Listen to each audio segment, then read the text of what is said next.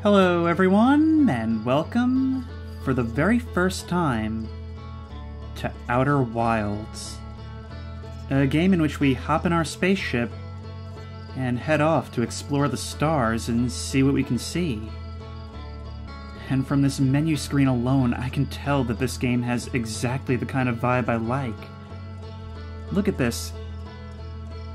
Combining that sort of country-style music and the imagery of a campfire with the aesthetic of space exploration. Oh, this is going to be great. Now, from what I understand, this is not exactly a horror game, but as you can see from the Echoes of the Eye subtitle, I do have the DLC installed, which, from what I understand, is much more horror-focused, and is actually extremely scary from the comments. Well, let's see what anything awaits.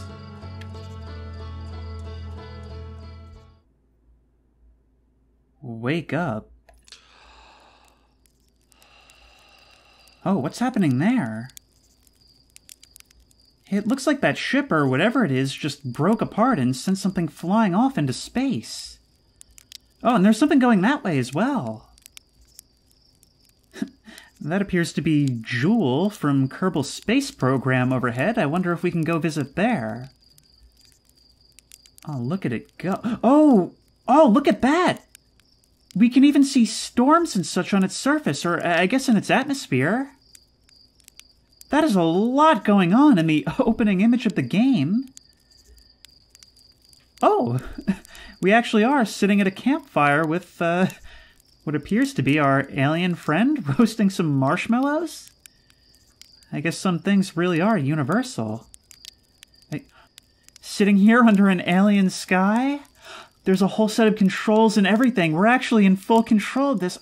I can already tell this game's going to be all about those vibes. Oh, I need to go camping again. Alright, let's put it... Whoop! Got a little too close there and accidentally set our marshmallow on fire. I think we'll toss this one. That looks good. Oh, this is amazing. Oh, look at the size of that sun. It must be sweltering down here, but... Oh, you are so cute! Look at your eyes! That little crinkled mouth. There's our pilot. Back from your pre-launch campout under the stars, I see. This is so cool. It's something as advanced as space travel, but it's almost got this sort of frontier feel to it. Horizontal thrust is left stick, up and down is right trigger and left trigger. Oh, it's like a drone. Alright, try to land in one of the geyser pools. Over here. Ooh. Oh! Uh-oh, sorry. Sorry. Let's see if we can roll you over. Doing this from a distance is real difficult. In you go. There we are! Wow, you're really going down a long distance. And being catapulted right back up! Whoa!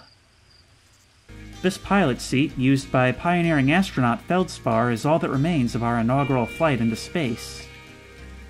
Although it's been argued such a distinction requires a breathtakingly liberal definition of flight, that day will nevertheless always be remembered as a landmark achievement in Hearthian history. So we're the Hearthians, and it seems like we've got a very Kerbal attitude. We don't really have the technology for space travel, but dang it, we're doing it anyway. What is all this? Danger.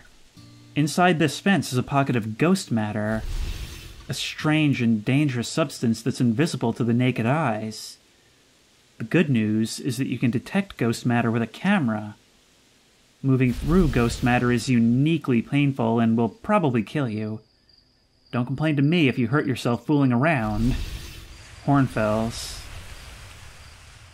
Okay, is there any way we can have a look? Oh, right here. Ooh. It's almost like the Northern Lights, but we can only see it in stills.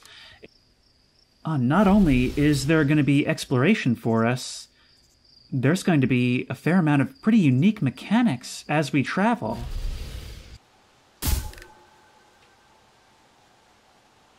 Oh, we can actually see what it sees. Oh, that is so cool as a means of secondhand experience. Oh, that is so awesome. So we can actually send out a drone which sends pictures back to our display. And so, imagine seeing something freaky on this. It teleports right back to us. Apparently our race has mastered teleportation, but we still need to go up into space ourselves. See, I can already tell that that drone is going to have a lot of uses in this game, because there's something about receiving images secondhand that's so creepy. That level of detachment, but knowing that it's happening to something that was only just in your own hands. That's the original crew, huh? Like a three-eyed lion creature, almost. I guess this is some ancient race that used to inhabit the solar system or the stars around us? This remarkably intact statue was carved by the Nomai, an ancient species who dwelled in our solar system thousands of years ago. The statue provides us with our most detailed look yet at the Nomai, who appear to have been carved with a layer of fur. Although their artifacts and structures have been found on almost every planet in the solar system, we still have no idea where the species came from, or what happened to them. Outer Wilds Ventures, Timber-Hearth's first and only space program, was founded to explore the farthest reaches of our solar system. Feldspar was the first Hearthian to be intentionally launched into space. Cassava. We're nearly ready. Felix and I have finished our construction, and she says calibrating the device won't take long. Fortunately, the Atlaroc's lack of atmosphere will make calibration simple. After all, this time I'm thrilled to finally resume our search. Oh. What you see here are parts of the Nomai skeleton. We can tell from their skulls that they possessed antlers and, quite unusually, only 3 eyes. I just love the very Kerbal nature of this race. So here's the thing. They are afraid of what's beyond their knowledge, but they're just so curious they can't help but want to know more. I love that attitude, and this intro is doing a great job of putting us into that mindset as we go forward. Stars like our sun generate light and heat by fusing hydrogen into helium. As it grows older, the star runs out of hydrogen and starts to contract. The stars become a red giant. When the core is hot enough, it starts to fuse helium into carbon. Oh, these are not our solar system, but the different stages of a star. If a star is massive enough, it will continue to fuse carbon into even heavier elements like iron. Ultimately, the star will collapse under its own gravity, and then explode in a violent event called a supernova. Based on Sherritt's observations, this will one day be the fate of our own sun. All the more reason to explore the solar system then, isn't it?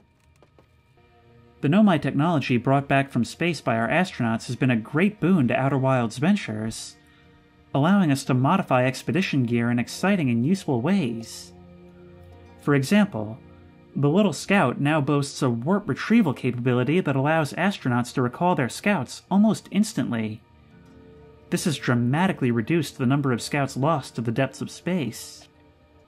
So that's the technology we've been seeing. I actually just visited a museum in a video game and was absolutely fascinated by all of it. It's like I said before, I feel like it's really important to gain a sense of context so that our discoveries actually have some meaning to us. Okay. So the Julie Green Giant, Jewel as I called it, is Giant's Deep. Maybe a gas giant? We live here on Timber Hearth with our moon, the Atlaroc. Over here we have the Hourglass Twins, which circle closest to the sun, and it looks like there's already a craft in orbit around it. I wonder if that's ours or some kind of Nomai device? Brittle Hollow has moons as well. Hollow's Lantern. And what is this other thing? Hang on, there's something else below it. How do we find out what that is? Maybe we'll have to get out there to see the full context. I'm so excited to get going. We've learned so much about our solar system, what we know and don't know, the risks involved, and the people who achieved the firsts. It's done such a good job of building up that... Hello? Hello?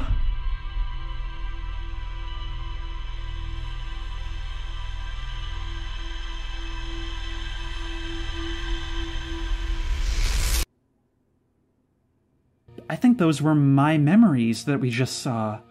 That was everything we've been doing today leading up to now. It's like that statue just, downloaded the data off of my brain. Maybe this isn't just a statue, maybe it's some kind of probe sent out to gather information. The visuals, the characters, the dialogue, the music. This is such a gorgeous game that really wants to immerse you, to make you part of this world, and to make you want to learn more about it. But, incredible, I've spent almost an hour in the starting area now, but I'm ready to move on. There she is. Oh, it looks like the Atlarock is passing in front of the sun, and there appears to be quite a large smoke trail from what may be a campfire on its surface? Ooh, we can be beamed right up into it. It has a full interior and everything that we can walk around in! Look, we even have potted plants right alongside the pilot's seat. We have to hold right trigger for liftoff. That geyser is lifting off. Now's an appropriate time. Forget countdown. Whee!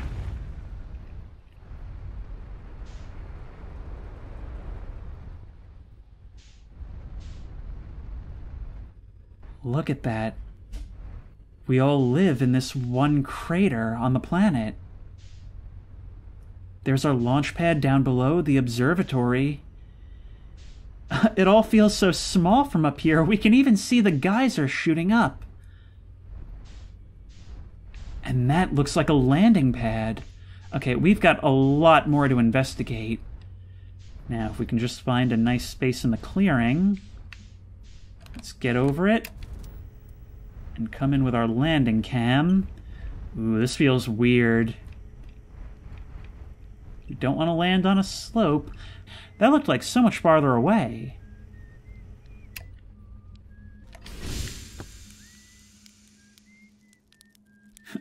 We've got a whaler on the moon here. Oh, hey, it's you. Ground control didn't tell me you were launching. Long time no see. And when ground control forgets I'm up here, and they usually do, I launch my little scout at the village. They forget about you? I don't blame them. For one, I don't check in as often as the other travelers, since I'm always in one place. And it's not so bad up here, really. At least it's peaceful and quiet. You don't always get that in our solar system. I'm sad to let you go, but it doesn't seem like it's so bad up here. Everything is so small scale, I noticed the day change several times. Oh man, that sun is so huge, it's just always right there. Oop.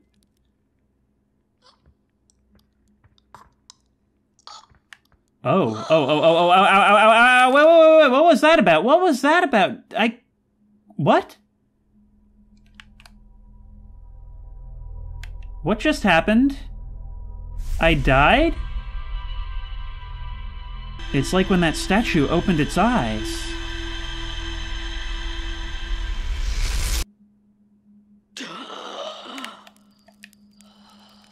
And we come back right here? What just happened? Oh, I think that must... Wait. No, we do have a dialogue option. Did I just die? Whoa, bad dream or something? You still look half asleep, but that's a negative on being deceased. So is it like I never took off? I am so confused what just happened. Is there like localized oxygen only within that area? Okay, take 2, I guess.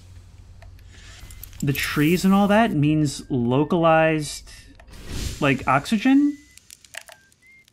I can't think of any other reason why that would have happened. I mean, when I got out and didn't die the first time, I assumed that meant that I could breathe here. Day 63. Today I thought I heard something strange. I don't know, it was probably nothing. Day 70. No. It's back again today, too. Something strange is coming from Timber Hearth. Day 76. Okay, I know this is crazy, but the sound from Timber Hearth sounds exactly like Feldspar's harmonica. But Feldspar disappeared in space ages ago. It can't be them. So Feldspar may actually be on Timber Hearth, not even in space at all.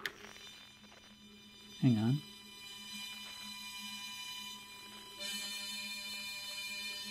Only one trip to the Atla Rock, and already I'm ready to return to Timber Hearth. That's a huge find very early on, if true. And that ball follows my mouse look. Or sorry, my thumbstick look.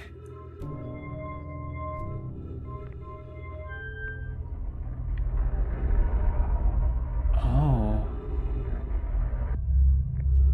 Oh, you're pointing at you. And there's that banjo. Oh, here's something we can use our translator on. Coleus. I was upstairs testing the eye signal locator, and it can hear and follow the signals from the sun, Giant's Deep, and Brittle Hollow. However, something strange is happening when I ask the eye signal locator to follow the eye signal. The device indicator rotates wildly and never points to just one direction. Thatch says, this is a curious result. It's possible the eye has stopped calling out to its signal. Felix says, I see. I most likely calibrated the locator incorrectly. Privet, my apprentice, and I will make adjustments and try again. An update. Disappointingly, everything is correctly calibrated after all. It saddens me to posit this, my friends, but I believe this locator cannot detect the eye signal. Our search for the eye is what brought our clan to this place. We won't give up so easily. They're searching for the eye. Oh, it acts almost like a USB. Data which can be planted into the walls. So these things can be repeatedly written to, and then the data can be moved and stored elsewhere. That is so cool.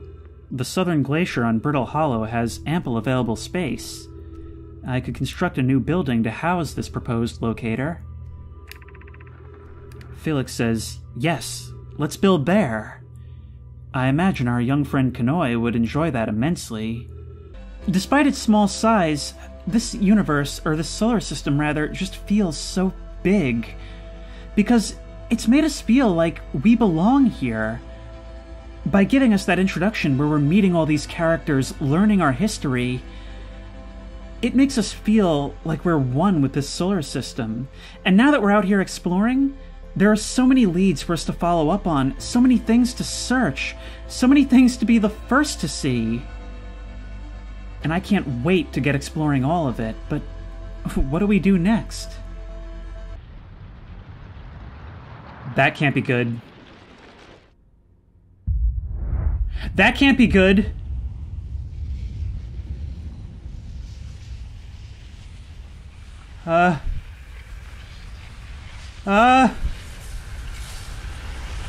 Ah!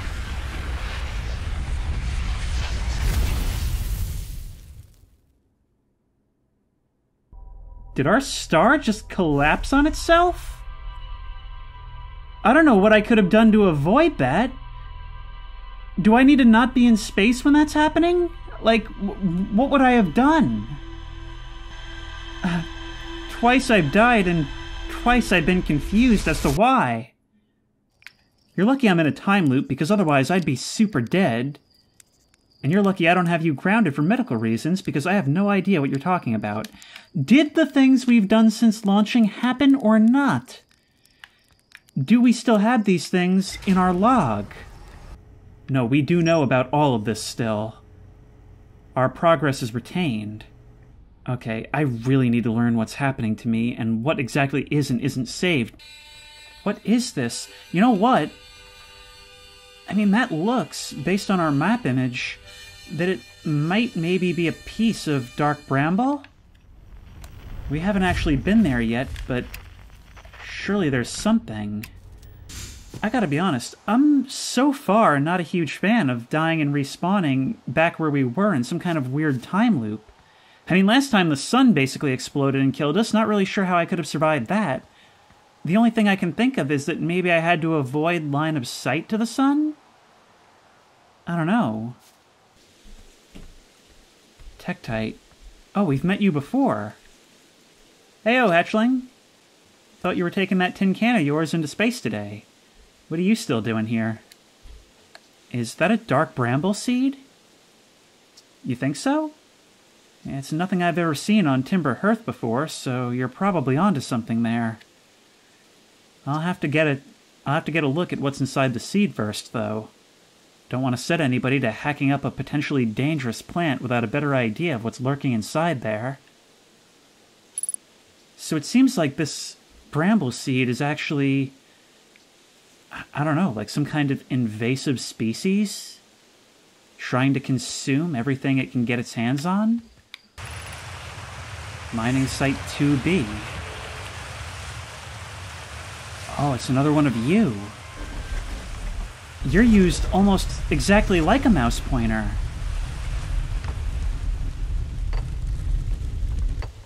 Controls activated by line of sight. Or rather by eye movements. Which I suppose makes sense, given the number of eyes that were apparently on these guys. What is that? In the darkness, I can't see, but there's definitely a huge space with something running down and going all through the caverns. Yep. What is all this? Can I jump down into it? Is that a good idea? Let's do it. Whoa. Okay, this is the outcome I was hoping for, and up and away. Whoa. Wino says, I'm still amazed by how much ore the Ash Twin project requires. The Ash Twin project, yeah. Psycad says, isn't this the ore for the remaining towers being built on Ash Twin? The completed towers I've seen are quite large. No. The materials for those towers is all being taken from Ash Twin. The ore we're mining here will be used to craft an immensely thick protective shell. I'm sorry, what's happening?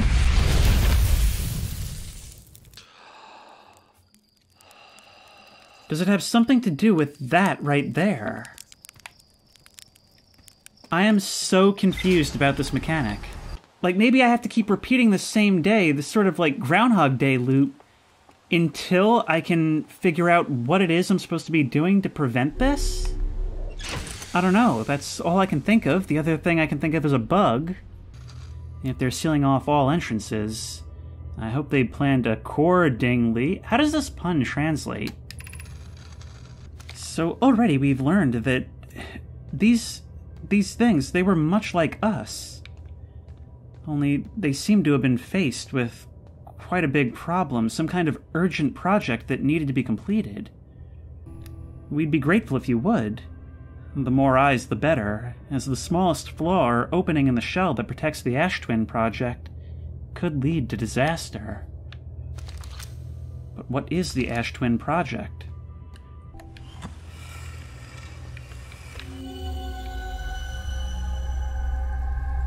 What is this?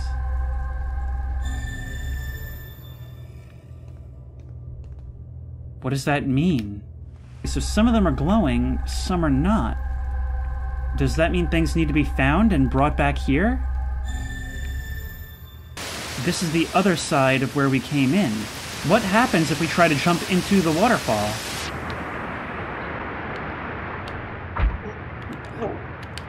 Come on, swim up, swim up, swim up, swim up! Can we just not swim at all? What is that? Oh. That's the satellite in a polar orbit. Slow down, slow down, slow down, slow down, slow down, slow down, slow down, slow down. More than that, please. Woo! Alright, what can we do with you? Gabbro here, checking in on the deep space satellite per ground control's request to check out possible equipment problem.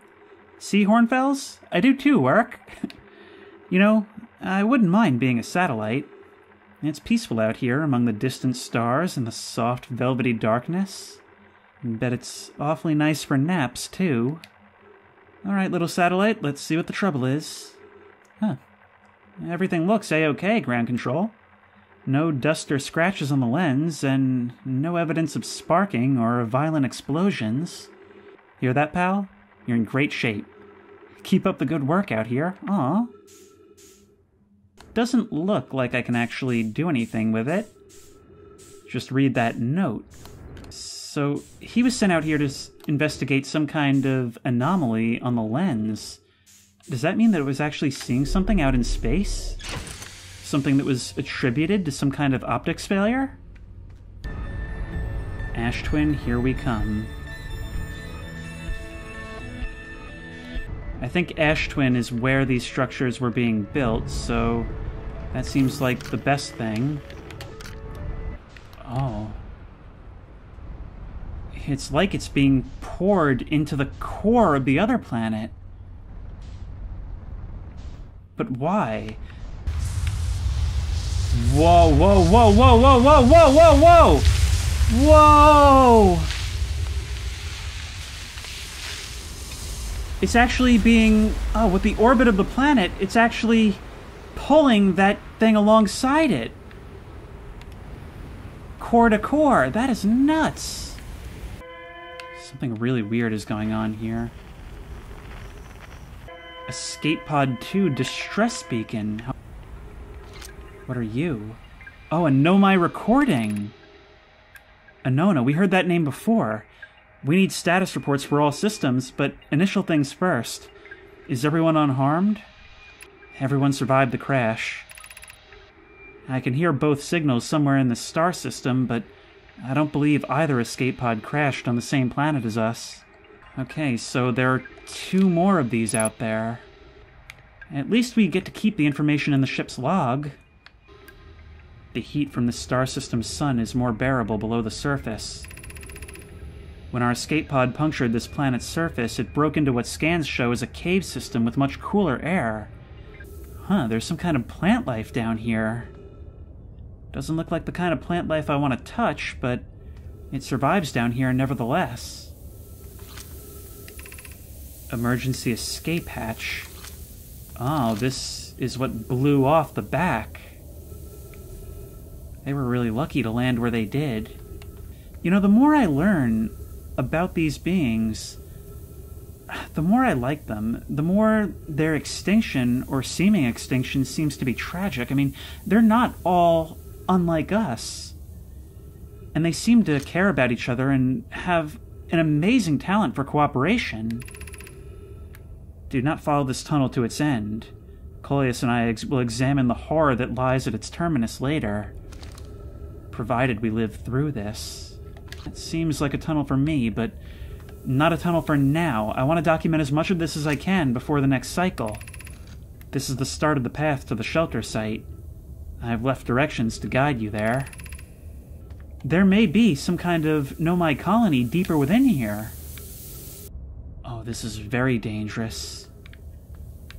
The sand rises, probably in sync with the orbit. If we are to lose another cycle, I would want to do it researching the nature of this cave. Oh, there's so much to learn. I love it. I don't know if I like, because it's seeming to be an intentional mechanic now, I don't know if I like this whole die repeat thing. I mean, it's interesting, and it's applied in a cool way. I just think it's very counter to exploration. It seems like we do have a decent amount of time. I mean, I haven't been timing exactly how long it takes, but it doesn't feel like it's all that long. I just feel like it has potential to break pacing if we're exploring a place like this that requires a lot of our time. Oh, nice suit. And nice gear. Sure. Oh, I've heard so much about you. Goodness, it's you. Hello. I take it your first launch went well then? Welcome to the Hourglass Twins. Oh, that's clever. Mind the sand now. What are you up to? Hornfels asked me to update our star charts, so I'm out here observing. What's weird is, I've actually seen a couple of supernovae today. And of course I need to roast marshmallows on every body. I panicked a little bit, I forgot that there's oxygen here. Now it seems, based on what we read in the caves, that the nomai also breathed oxygen. That's good? No. No, this is something different altogether. Cave shard, frequency discovered, quantum fluctuations. This rock is very familiar. Did you travel here, my sedimentary friend? Because your unique color and texture appears identical to a rock I met earlier. Wasn't this the same rock fragment in the cave we found at the bottom of the dry lakebed at the North Pole? Melora and I went back to the lakebed cave and observed this rock again. Sometimes it's there, and sometimes it isn't. That means this rock wanders like the quantum moon does. It's gone! Okay, is there maybe perhaps some kind of intelligence to that? The shuttle is currently resting at the comet. The comet? Call the shuttle home. Activate the gravity cannon. Well, what happens if we call the shuttle home? The Sunless City. This must be what they ultimately built.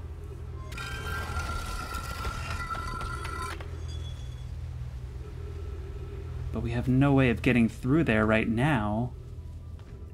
Maybe we can get through from the caves? What happens if we call the satellite home?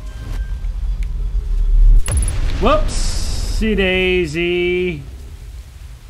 Didn't realize it would teleport here. Okay, I thought I'd have a moment to clear the way. What do I do? That's not good.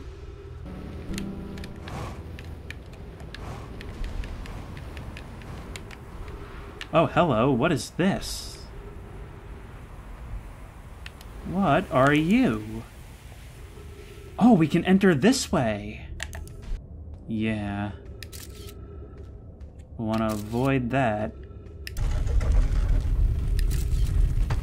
Okay, I don't think we need this anymore. It's filling up rapidly, but there is definitely... Yes, they built a whole new life underground. This isn't going to work out for us. We need to move. Okay, a lot of new points of interest on this planet.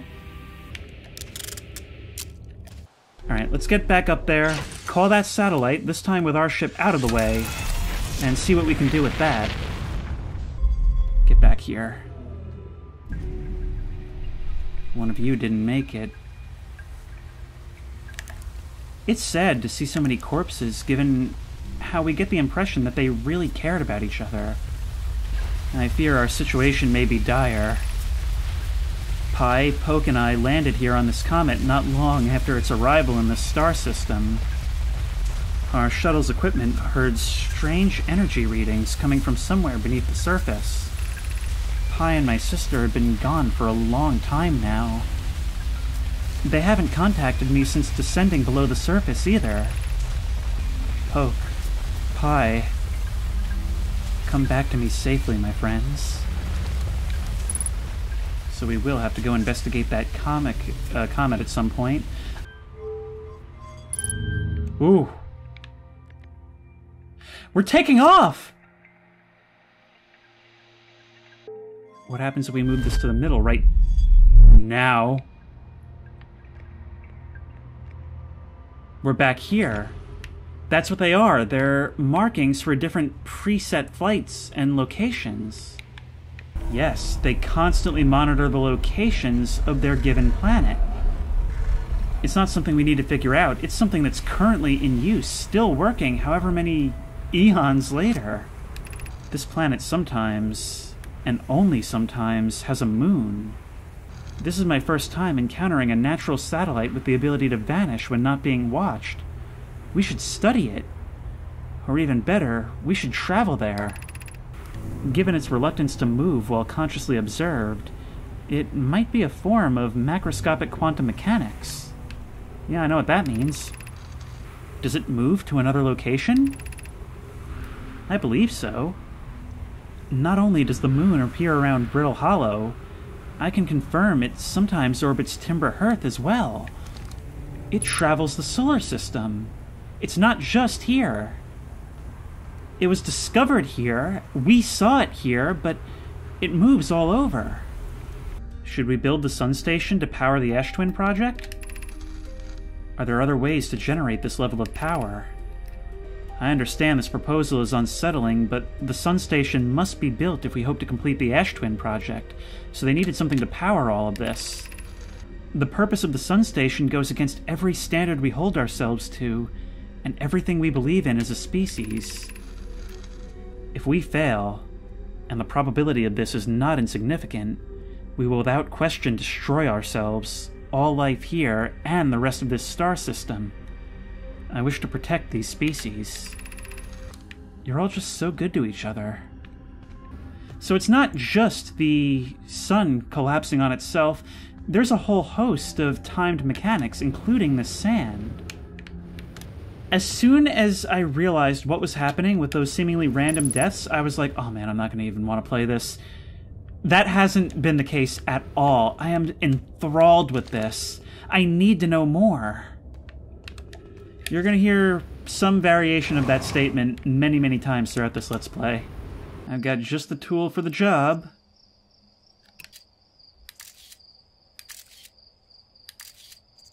Wow, it's like it goes down and down and down. Like its roots are tunneling into the earth. And there's... What is that? What is that? It's hard to say, but it looks like it's been swallowed by some huge... That looked like a face of some... I don't know how else to say it. Some monster. It almost looks like it has some kind of light on its head, like an anglerfish. I threw a little scout into the seed, and you're telling me it's bigger on the inside than the out? This is going to be a chore to chop up, make no mistake. Can we even remove a seed that doesn't have the decency to stay the same size all the way through? Maybe I better grab an axe or three just in case. Okay. Yeah, I'm glad I could distract you. Real glad. Real glad indeed.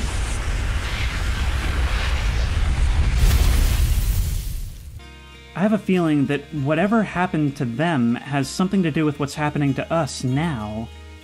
And now that I'm back here, I want to go talk to the people at the observatory to figure out if I can tell them any of what I've learned. Hey, I was just about to come find you. Look, you've got to see this. The Nomai statue's eyes are open. Yeah, I heard. Bet you wish you'd seen that happen, huh? Me too. No, I guess I can't tell you anything. Not like you'd believe me anyway. That's what this is all about. Nothing in this game takes a particularly long time to do. You just have a limited time to do it, and so you have to go forth with the knowledge you've gained each time. You don't have a lot of time to spare, but in that fact, you have all the time in the world. Whoa! Be welcomed in this place. This shrine is a space to reflect on what brought us to the star system. The signal from the Eye. The source of the signal, which we have chosen to call the Eye of the Universe, is older than the universe itself.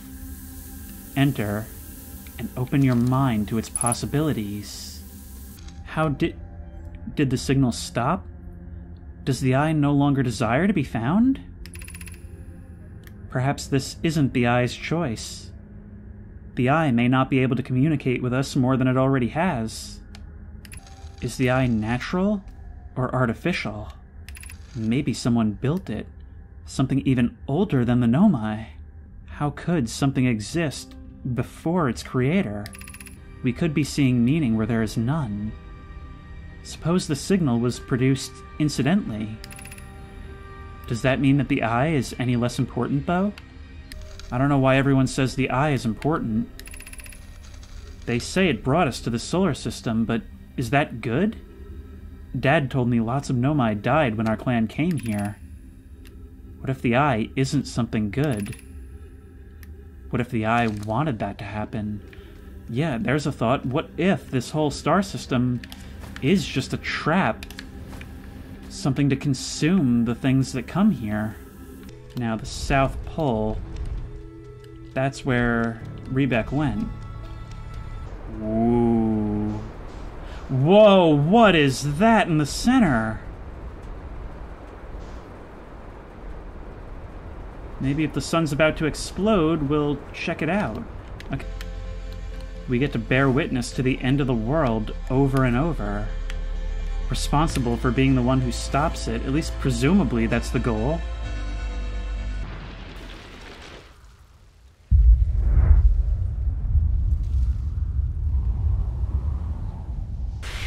Once more around the bend. The sun's gonna go supernova, by the way. Oh yeah, the observatory has an exhibit about that.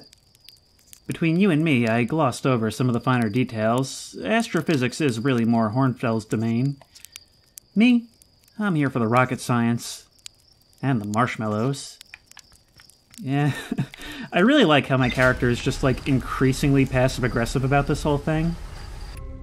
The shuttle is currently resting at the Quantum Moon. Maybe we shouldn't, but then again, it'll be there on the next loop, so let's call it back and see if it brings any goodies with it. This whole series has been, okay, this isn't what I was looking for, but I have to know more. It's not the same one. It doesn't have a corpse on it.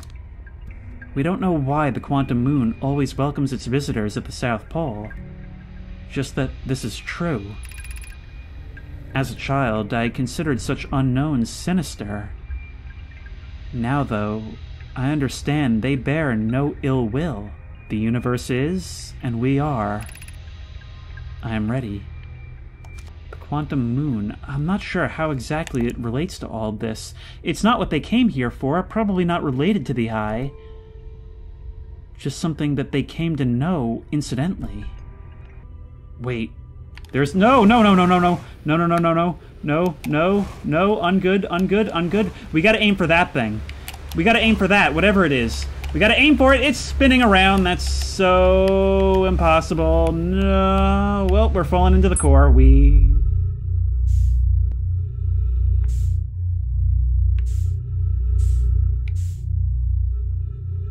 been transported to the depths of space. We may not be able to come back from this loop, but we can at least investigate. A depiction of something saying maybe this goes there? Welcome to the White Hole Station. If you fell through the black hole by accident, don't worry, you aren't the first. Oh, that insane cosmic horror to me was just like tripping on the escalator to them. This warp tower can return you to Brittle Hollow. If you look up while the station is rotating, you can see the alignment happens when the astral body is directly overhead. There we are. Oh, that is so cool. So trippy, but so cool. I'm still holding this thing. Is that a problem? I suppose there can't be any permanent problems. Departure time, 573. Arrival time, 573. One before? I'm sorry, does that mean a slight time travel has occurred? Return warp status charged. Step onto warp receiver platform to activate return warp. It's another fast travel. To our friends on Brittle Hollow, I just warped here from the White Hole Station, on the other side of Brittle Hollow's black hole. Our design worked. We've successfully recreated warp travel. Recreated? So was it a technology you lost, or was it a technology you learned from an even earlier race? This can't be correct. Clary, have you seen these readings? If they were accurate, they would violate causality. There must be an equipment error somewhere. Hang on, if we're able to travel backwards in time slightly, could that perhaps be exploited to gain more time? Although it's been a long time since I've jumped through a black hole. You guys were just regularly doing complete insanity, huh? Oh, we can put this in right here. Raimi and I reviewed the records you sent, and they appear to show Nomai are arriving at the warp receiver on Brittle Hollow slightly before departing from the White Hole Station. That is what's happening. I understand it's exceedingly odd, but Clary and I have tested and retested the equipment, and the result is the same every time someone warps. The interval is incredibly minuscule. How can a Nomai arrive on Brittle Hollow before he or she ever stepped into the teleporter? The implications are absurd. Also, I'm starting to notice through the dialogue that it seems like our species don't have a gender, but they do. Poke, as Pi is confident the reading is inaccurate, she's kindly helping me attempt to recreate this phenomenon at the High Energy Lab. Come here at once. You need to see this. The High Energy Lab is in the canyon on Ember Twin's equator. Okay. Lots and lots of good info. Might as well explore a little more.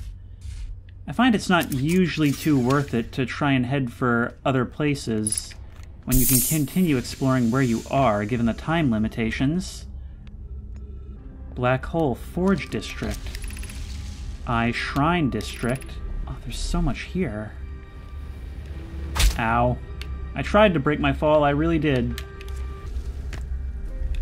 What could have destroyed them so completely? All while they were seemingly just living their lives.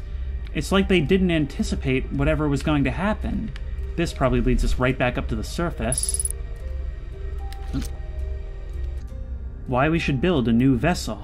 Each Nomai clan explores the universe in its own vessel. The vessel is the heart of every clan. It's unusual for Nomai to remain in one place for so long. Nomai are wanderers and have no permanent home. It probably wouldn't be hard to get parts if we stopped building other new things, and if we broke down other structures, like the towers on Ash Twin.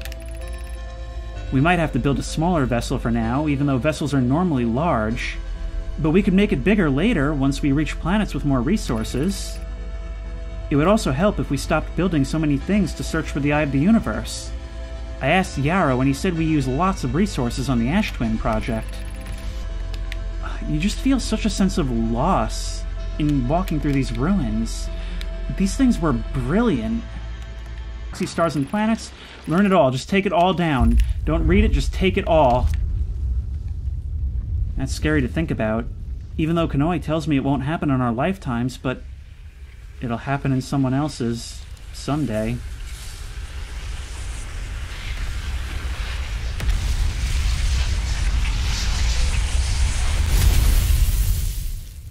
The trees are moving. The trees in this grove wander about freely. The entire plant, roots and all.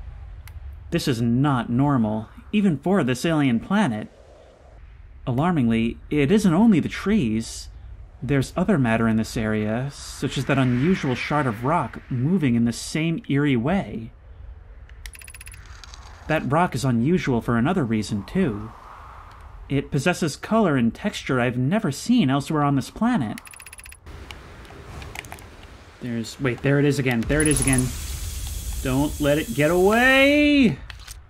Thought I'd slide right off the end. Plume, Felix? Plume, Felix, and I have determined this atypical shard of rock is the reason objects in this grove are behaving in a quantum manner. The only other object we've observed displaying this quantum behavior is the wandering moon. I imagine the moon's behavior and this grove's are related. Hypothesis: this quantum shard is from the wandering moon. Perhaps it's even a small piece of the moon itself. That would seem to make sense. When I turn around, it'll be gone. Yep. Be welcomed in this place. Above you stands the Tower of Quantum Knowledge. If you're making your first pilgrimage to the quantum moon, ascend these stairs and obtain the lost knowledge you need for your journey. I would very much like to. Oh, but we can't. We'll need to figure out something else. They really know how to make their forbidden knowledge library feel like it contains forbidden knowledge. There you are! Ah, you've done well for yourself. How's it going? I gotta roast marshmallows with everybody at least once. Campfires are such a great spot after being so alone and feeling so much like part of something huge and incomprehensible. It's good to be able to sit down with one of your own. Oh, you launched. That's great. Great job, you. Well, I guess that means I've been out here a while, huh? Well, this is Brittle Hollow. But you probably already knew that. An alien race lived in this solar system long before our species even existed. How could I not want to see what their civilization was like? Honestly, dude, I am right there with you. I saw the Hanging City on Brittle Hollow. You visited the Hanging City? Oh gosh, how was it? Was it amazing? Beautiful? Was it scary? The Hanging City is where the Nomai settled permanently on Brittle Hollow. It was the most advanced settlement here. Why they chose to build their most advanced settlement so close to a you-know-what is beyond me. Maybe that kind of thing makes sense to a Nomai, though. Maybe they needed the black hole for something? So what are you doing out here? Me? I'm an archaeologist, remember? Or, the archaeologist, I guess, seeing as I'm all Timberhearth Scott right now.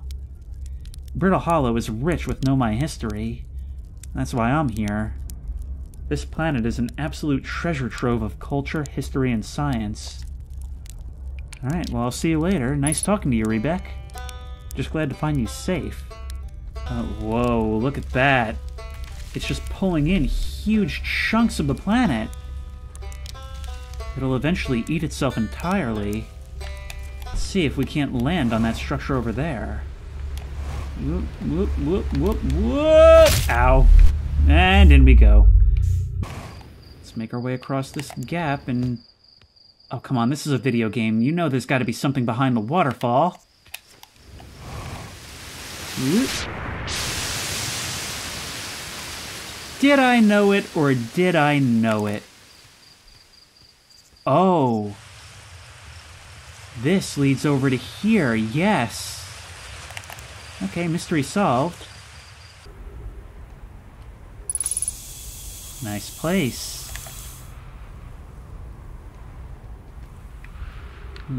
I can't tell if these are ornate wall designs or something meant to be used by controls. This must have been part of their project to find the eye. I mean, I think they've explicitly stated that. Here's our first delivery. 1 warp core, fresh from the Black Hole Forge.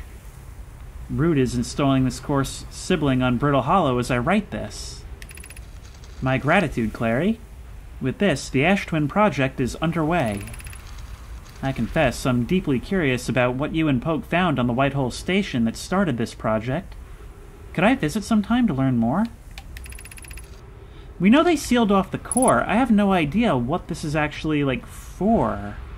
Like, I don't fully understand its purpose yet. I suppose, more precisely, I would like to visit the White Hole Station with you, Clary. Yarrow, stop using the scroll wall to flirt with my sister. In romantic matters, her density rivals a neutron star's. And go meet her on the White Hole Station. I'd be happy to explain our findings. Oh, this game is so cool. I really love the storytelling. The way it's set up so that you can hit things in any order. And I am hitting things in any order, but it still makes sense. Oh, this is so cool. It's been overgrown with these things, but maybe there's a way to navigate. Some time has passed since I checked in with you, Pi. How are you and Idea progressing with the Sun Station plans? Presently, my assessment is that our plan will either fail explosively or succeed explosively. Pi, you know I don't find that funny. Dangerous, but potentially necessary, but then again, I suppose that's the whole thing. Is there a limit to where curiosity is useful? The Sun Station, this incredibly dangerous project, was built to generate power for the Ash Twin project, which was itself a means of finding the eye, which, well, we don't even know if that's a good thing. Or perhaps it's just a really difficult jetpack ride. Ow! Come on! No, this is impossible. This is not doable. This is not going to work. That's not even going to be possible. And today we're jumping right in, going on an incredibly dangerous mission to try and catch the Sun Station, but that may not be easy. We don't have the ability to lock onto it, which means we don't have the ability to even, like, match our speed with it, at least not automatically. I don't know what we'll have to do. It's going to be really difficult to catch. Nope, not what I want, not what I want, not what I want! But here we are, look, it's just constantly pulling in all this debris. That just appeared out of nowhere. That looks like another one of those launch cannons, but it's a station in orbit? I think we examine this thing because this is the thing that sent that object flying at the very start of the game, and which continues to send something out every single time we start a new cycle. Hang on, let's move in. No! We're once again falling in. Pull ourselves out, pull out, pull out, pull out. There we are. This piece appears to have broken off. Oh, no, nope, nope, nope, nope, not a broken off piece. Just our shadow on the planet. Do not descend into the gas giant. Once again, just not yet. This was an airlock before, from what I understand. Yes, and a very unconventional airlock at that. This place is so much bigger than I thought. The Nomai really know how to build a room with a view. Oh, and the Giant's Deep projection stone.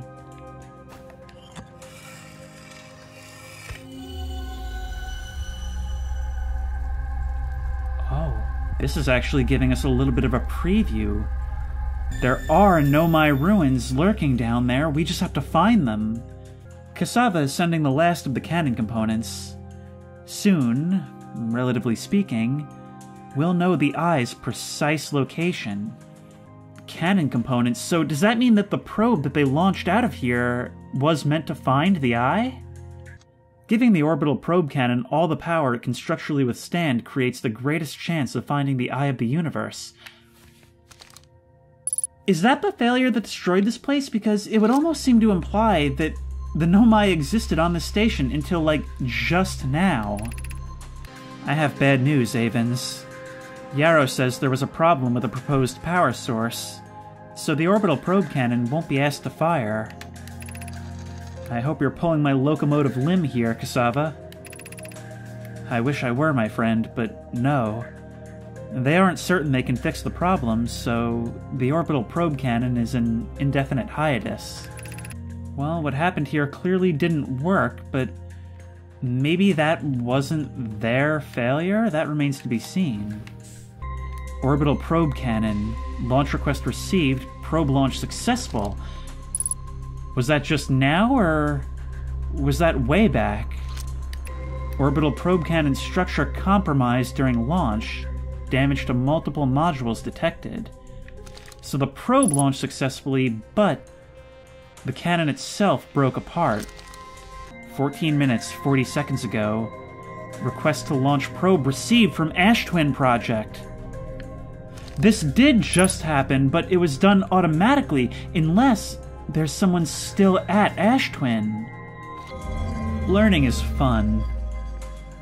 Seriously, that's this game's biggest strength, is how much fun learning is. Probe tracking module missing. So it's out there somewhere. Where has this place been? There's another Nomai statue, or is it possible that it's even the Nomai statue? Oh, we can't reach out and touch this stuff. Now, if we bring you up... Imagine, Privet, the probe tracking module will be the first to know the coordinates of the Eye of the Universe. It might actually be at the location of the Eye.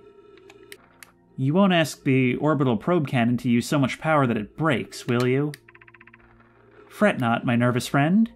We only need to fire the probe once anyway, so who minds if it compromises the orbital probe cannon's structural integrity slightly? Yes, slightly. I would mind, Mallow. I would mind, because we won't be capable of receiving our probe's data if the probe tracking module is destroyed. Well, at least I'll get to it. But who, after all this time, actually triggered this to launch? Alright, closing in now. There's the remains of the station. I think we've exhausted about all we can learn from there. Oh, that's a bramble seed. Or at least I think so.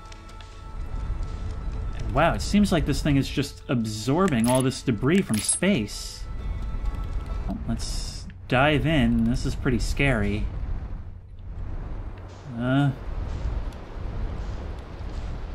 What's at the bottom of this? And how will we know when we've reached it? There we go! Whoa!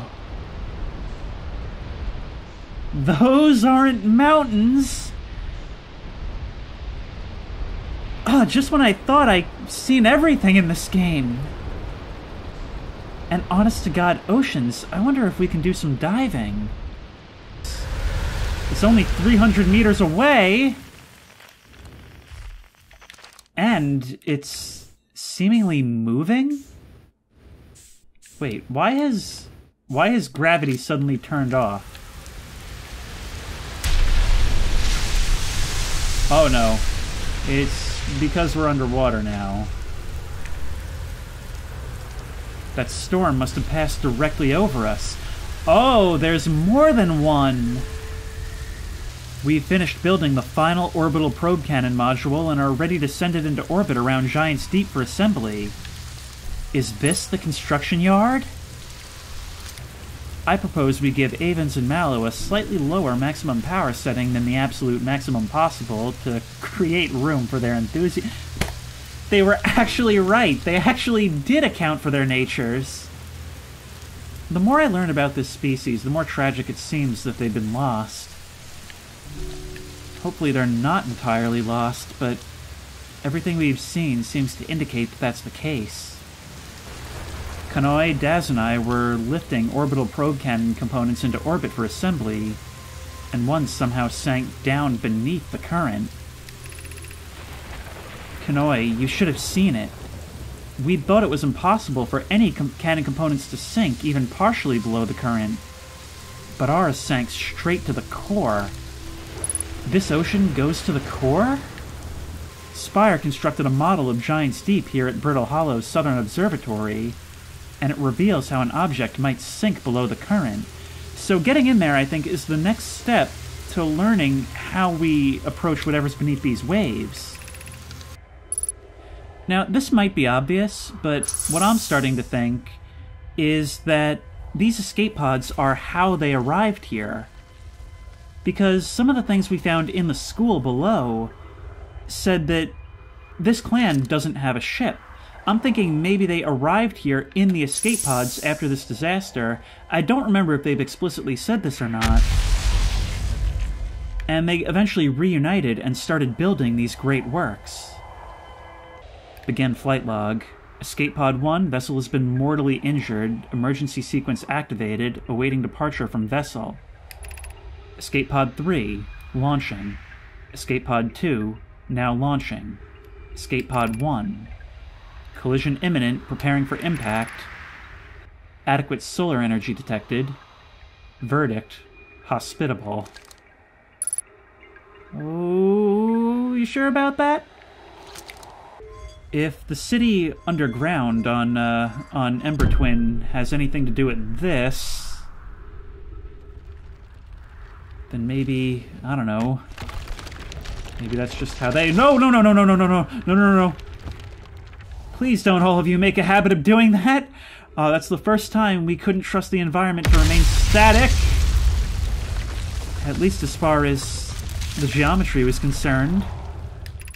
You must not slip. Oh! No, that's a cruel trick! That is a cruel trick! Buckle up. Oh, has our entire ship fallen in? Buckle up and get out of here. Exit ship to repair damage. No, what? That's so stupid. If the ship is exposed to the vacuum of space, you take off your suit when you sit down? So the volcanic moon goes by the rather appropriate name of Hollow's Lantern. And I really love, like, as a lore thing, how every time the Nomai mention it, they always have to include, like, God, I hate that thing. After spending some time on the surface of Brittle's Hollow, I understand why. Now, this thing... What is that, actually? It doesn't seem to have a name. Is that the quantum moon that they were talking about? It doesn't seem like it's really much bigger than our ship at all.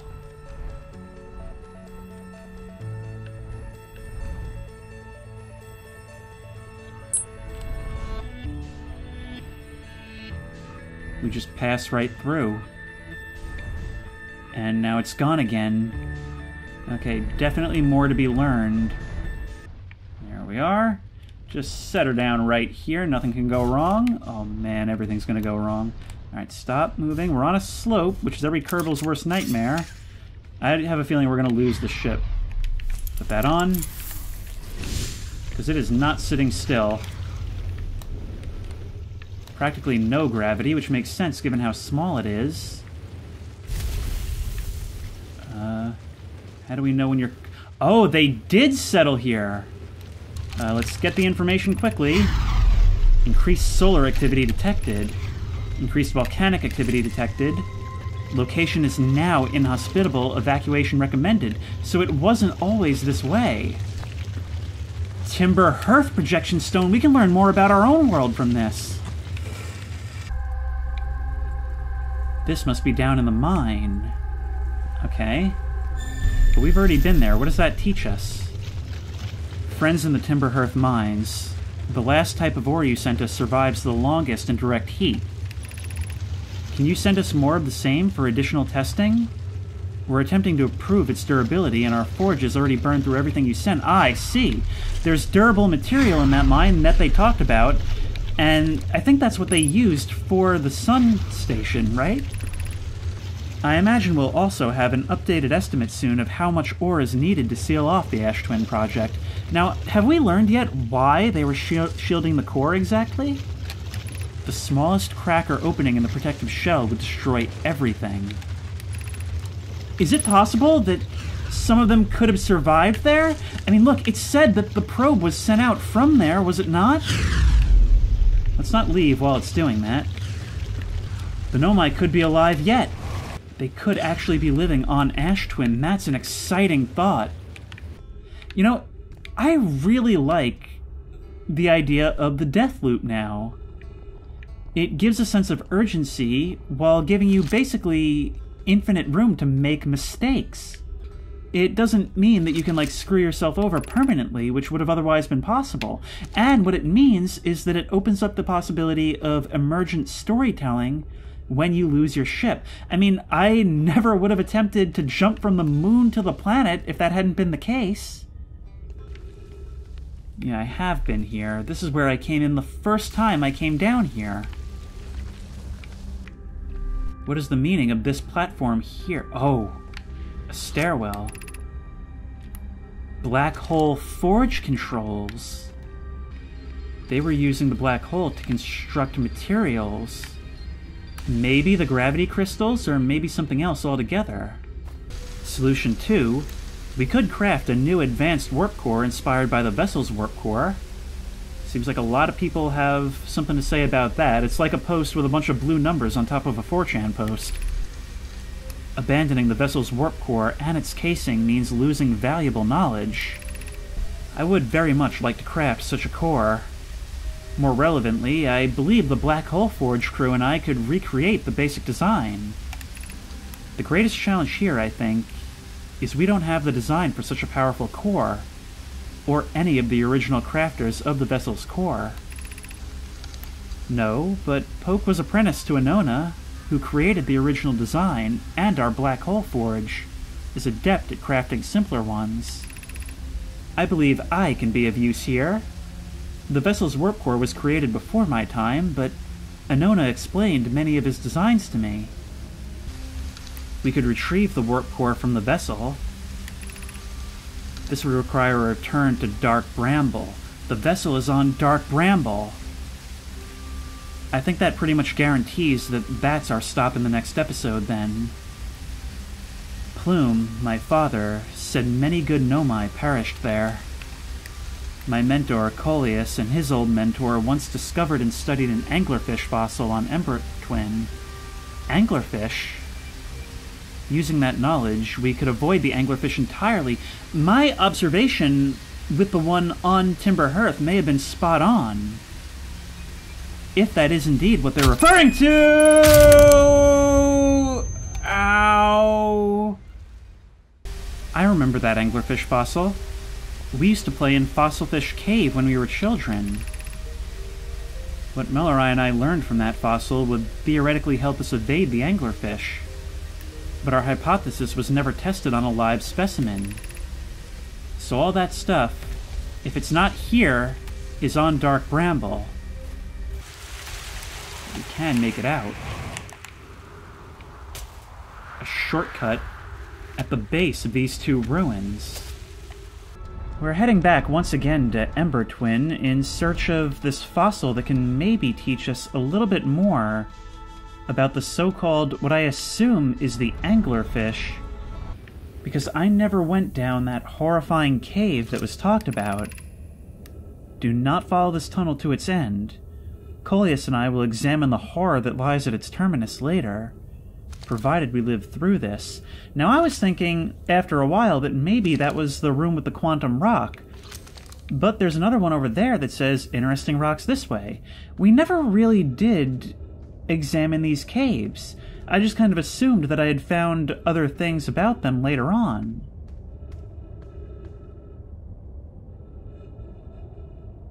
Those stalagmites and stalactites look suspiciously like teeth.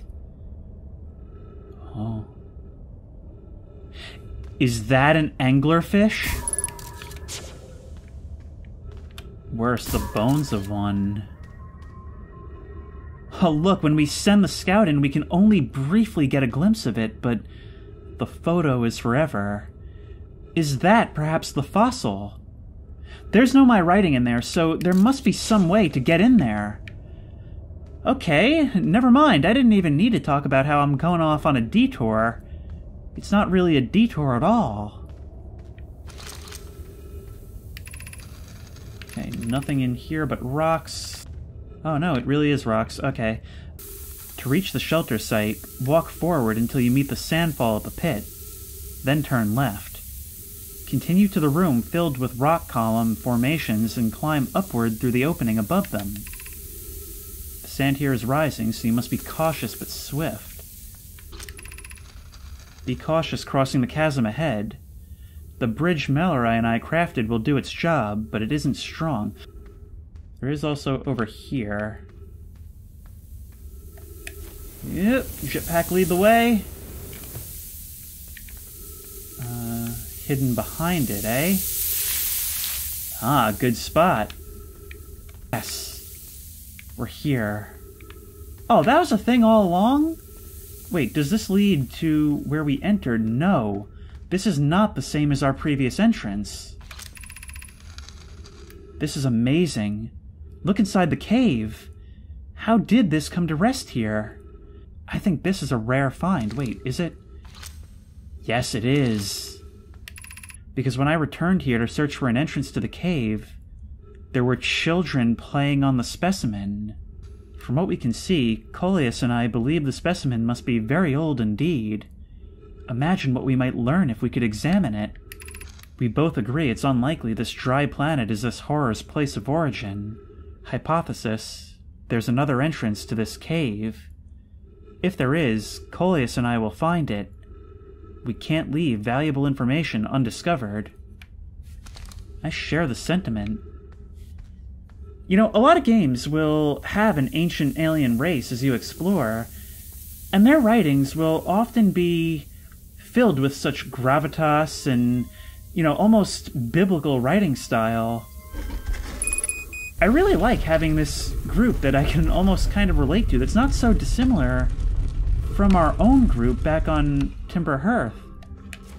If we raise you... Oh, you'll show us! There's so much more to this place! I've been here so many times! This was all right around me? I'm not sure, but the sand is beginning to rise. That's not a good thing. I think I may have just trapped myself. Oop. Up and over. Up and over. Okay, we need to run now, but we'll definitely be coming back here first thing in our next life cycle. Let's try this.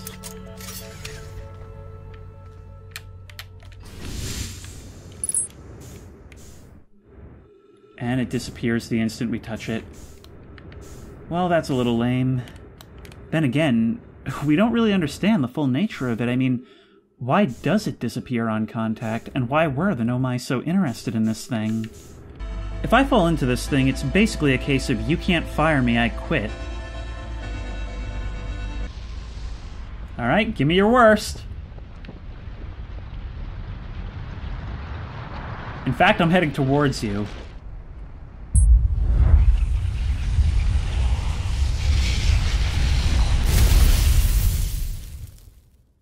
We were the first.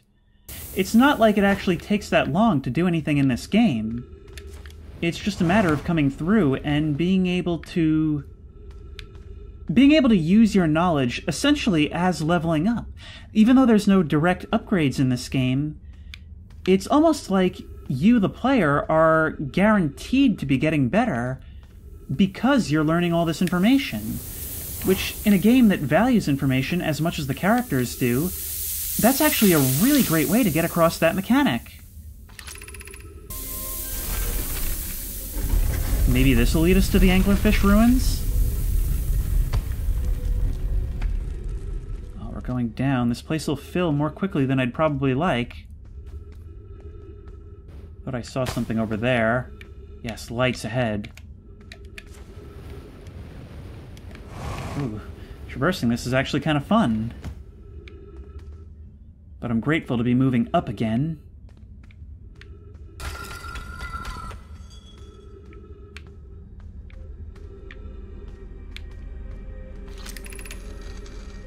Are we playing the fossil fish game tonight? I fed the fossil fish a new lantern. If you go to Stepping Stone Cave, the entrance to the fossil fish cave is easy to see now. Gratitude, Solenum. It's good you're small enough to climb in through the hole at the anglerfish overlook. I'm still small enough. You won't be for long. Mom and Dad are tall, so you and I will be tall too. This is anglerfish overlook, right? I hope it's not too late in this playthrough already. This is the overlook. What if we go boop? And then... yeah, straight down the throat. Okay.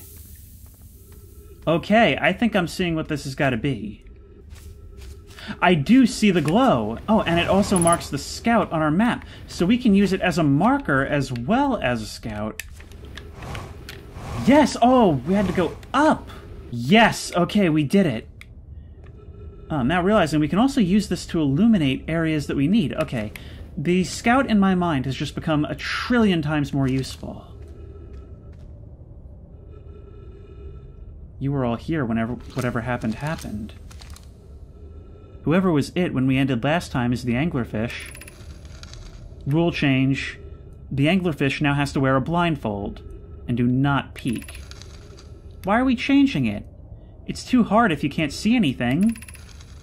Aunt Pie says real anglerfish are blind, so you have to wear a blindfold. The rule stands, so they're blind. So that's what we learned, that they're blind. Maybe we can use that in some way. There is also something at the top of the chamber, an elevator it looks like. Anglerfish study, yes, yes, this is exactly what I was hoping for. The long growth protruding from its head is bioluminescent. Perhaps it used this growth to attract prey. A lure? That was a little hard to figure out, but I will say, I really like the idea that we essentially had to light the anglerfish again in order to find it. Visually, the specimen appears to be of the same species as the anglerfish in Dark Bramble. We don't believe it originated from this planet. This anglerfish's digestive tract suggests death by starvation. They've added a rule to their game that incorporates our research. It's wonderful. That is so cute that they're actually acknowledging this. I'm entirely delighted. It's never too early to appreciate biology. Look at that. The visuals in this game never fail to be awe-inspiring. Ow, ow, ow, come on, come on. Alright, if we go down to the bottom, we sort of get a little bit of a reprieve. And then we can jump up and try again. We're basically guaranteed... Oh, there's no way to do this, come on! So if we come here right away, we've never come to Ash Twin right away before. It seems like sand is entirely covering the planet. And when I had looked at it before and didn't see the thing, I had assumed that it was because of just an LOD bug. But it seems like at a certain point, it actually will start the sand exchange. Incidentally, we could also see the bottom of the canyon on Ember Twin if we were to do this that way. Let's fly around and see if we can't find that platform. Because maybe we were only even supposed to get on there when the sand reached that low point. Like, maybe we weren't expected to jetpack down to it. Maybe it actually wanted us to, well, just kind of walk in. Just in. And no. See, I was thinking... Ow! Ow! Ow! I'm gonna die. I was thinking maybe, like, the sand will be high enough to cover this. Ow, ow, ow, ow. I think one more hit and I'm dead. I can't even move now. It won't let me move. Oh, come on. Come on, come on, come on, come on. Yes! Yes! Yes! Finally! Alright, so my theory was wrong, but I guess I managed to make it through anyway. But what does that actually do for us? I'm confused. Well, besides enable us to watch this thing pass directly over us. Okay, so... like, I don't get it. Why all that effort? Put it over there, but what happens if we try to hide in here? This thing is damaged. This might be our only hope. Hope this works. Only just.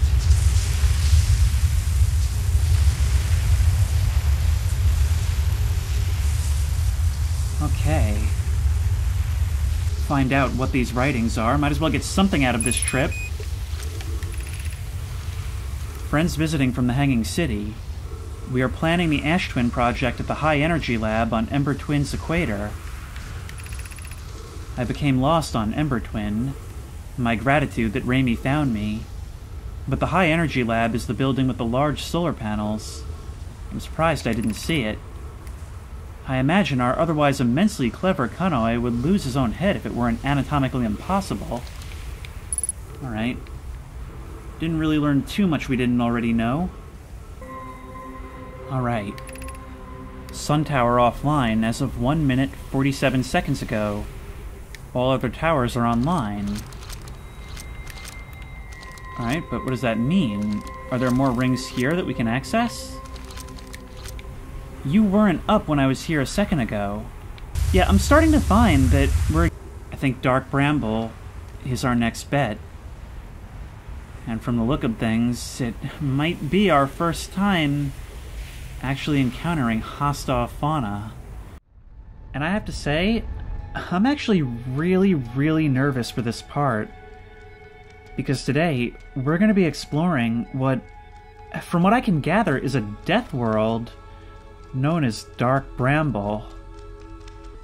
And unlike the other worlds we've explored, I believe this one might actually be inhabited. I'm not even sure where to start. Look. That glow is coming from the center, just like the one, they called it the anglerfish on Timber Hearth. Alright. Away you go. Oh, I see you back there. I see you making your way around.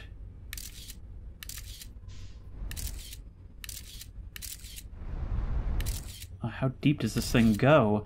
The one on our home planet was said to be deeper.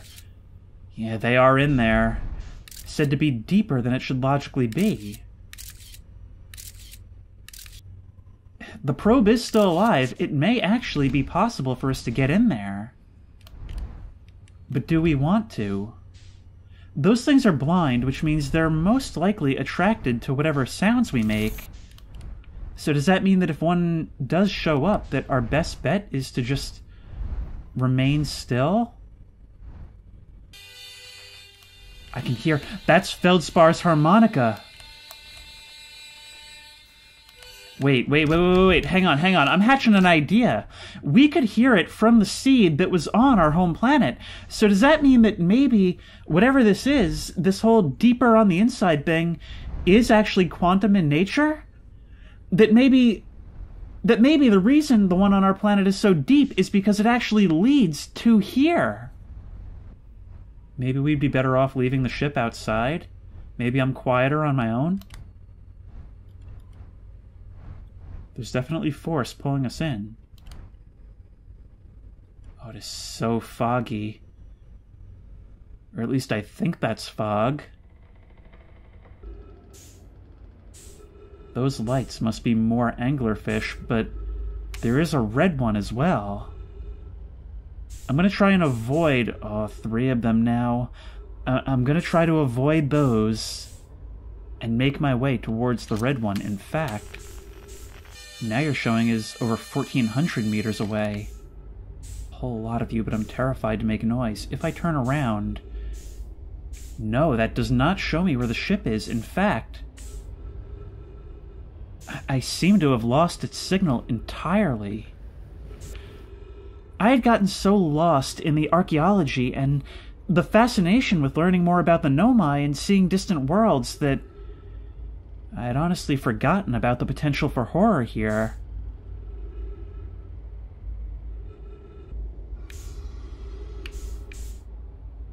I don't think that sound was me. Look. Alright, stay quiet. Stay very quiet. Maybe, potentially, I can use the scout launcher as bait if need be? Oh, this is terrifying, and we're really limited because I don't really have a whole lot of additional oxygen. What was that? Something just flew up there. What are those? Whatever that was, it must have been moving very, very fast.